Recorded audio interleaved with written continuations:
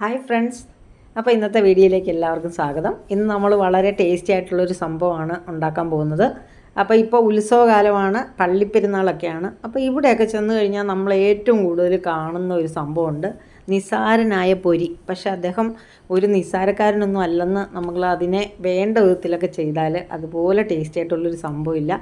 അപ്പോൾ നമ്മൾ അതിന് വേണ്ടിയിട്ട് ഞാൻ കുറച്ച് തേങ്ങ എടുത്ത് വെച്ചിട്ടുണ്ട്. 1 കപ്പ് തേങ്ങയാണ് എടുത്ത് വെച്ചിരിക്കുന്നത്.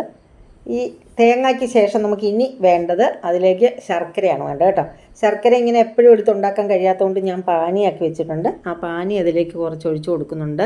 ഇനി അടുത്തായിട്ട് വേണ്ടത് 1 സ്പൂൺ നെയ്യാണ് കേട്ടോ.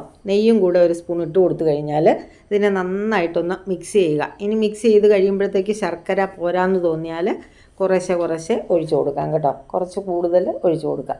അപ്പം നമുക്ക് എത്ര ആവശ്യമുണ്ടോ അത്രയും ശർക്കരയും പാനിയും കൂടെ, അല്ലെങ്കിൽ ശർക്കര ചീകിയിട്ടാലും മതി കേട്ടോ. അപ്പോൾ പാനി ഒഴിച്ചു കൊടുത്തു. അതിന് ശേഷം നന്നായിട്ട് മിക്സ് ചെയ്യുക. നന്നായിട്ട് മിക്സ് ചെയ്തതിന് ശേഷം ഇനി ചെയ്യേണ്ടത് നമ്മളതിലേക്ക് നമ്മുടെ പൊരി അതിനകത്തേക്ക് ഇങ്ങനെ ചൊരിഞ്ഞിട്ട് കൊടുക്കുക. അപ്പം പൊരി ചൊരിഞ്ഞിട്ട് അത് ആവശ്യത്തിന് പൊരി, നമുക്ക് കൊച്ചു കുട്ടികൾക്കും വലിയ ആളുകൾക്കും ഒക്കെ ഒരുപോലെ ടേസ്റ്റി ആയിട്ട് തോന്നുന്ന ഒരു നല്ല 4 മണി പലഹാരമായിട്ടോ എല്ലാവർക്കും കഴിക്കാം. ഇതിന് വലിയ ഹെൽത്ത് വൈസ് നോക്കിയാലും നല്ലൊരു സാധനമാണ്.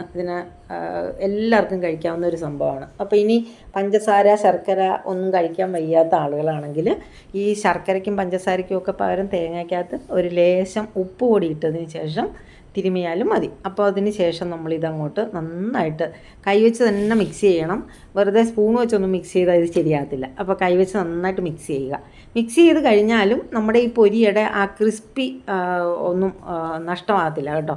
അത് ക്രിസ്പി ആയിട്ട് തന്നെ ഇരിക്കും. അപ്പം നമ്മൾ നന്നായിട്ട് മിക്സ് ചെയ്തതിന് ശേഷം ഇനിയൊന്ന് എന്തൊരു നല്ല മണമാണ് വരുന്നതെന്നറിയാമോ. ഈ നെയ്യ് കൂടി ഇട്ട് കഴിയുമ്പോഴത്തേക്ക് ഇതിനൊരു പ്രത്യേക മണമുണ്ട് കേട്ടോ. നല്ല മണമാണ്. അപ്പോൾ ആ സ്മെല്ലിങ്ങനെ ആസ്വദിച്ചുകൊണ്ട് ഞാനിങ്ങനെ ഇളക്കിക്കൊണ്ടിരിക്കുകയാണ്. ഇനി ഒരു സ്വല്പം ഒന്നെടുത്ത് കഴിച്ചും കൂടെ നോക്കിയപ്പോഴത്തേക്ക് എന്താ ഒരു ടേസ്റ്റ്.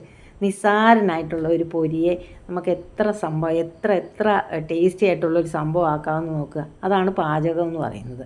നമ്മൾ എന്തെല്ലാം ചെയ്ത് നമ്മൾ ഓരോന്നിൻ്റെ രൂപം മാറ്റിയെടുക്കുകയാണല്ലേ, ടേസ്റ്റ് മാറ്റിയെടുക്കുകയാണ് ചെയ്യുന്നത്. അപ്പോൾ വീഡിയോ കണ്ടുകൊണ്ടിരിക്കുന്ന ഈ സമയത്ത് എല്ലാവരും ഒന്ന് ലൈക്ക് ചെയ്യാനും കമൻറ്റ് ചെയ്യാനും ഷെയർ ചെയ്യാനും ഒന്നും മറക്കരുത്.